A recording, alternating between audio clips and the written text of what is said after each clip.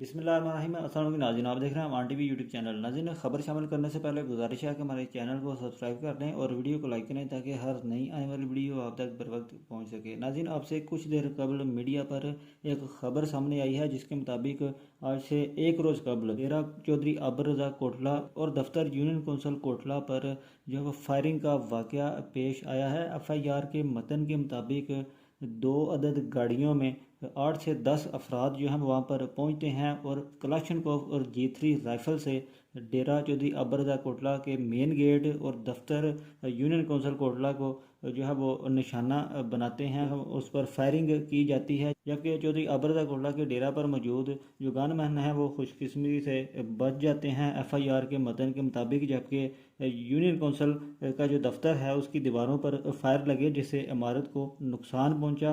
Police को G3 rifle के 49 जबकि कलाशनकोफ के जो है वो 68 जो होल हैं वो मौका से जो है वो मिले हैं। जबकि इस वाक़या का मुकदमा जो है वो इक़दाम कत्ल समेत 4 दफ़ात के तहत मुकदमा कल जो है वो दर्ज कर लिया गया है। आज आपके साथ ये खबर जो हमने आपके साथ शेयर कर दी है। मज़ीद अपडेट्स के लिए देखते रहें अमान टीवी।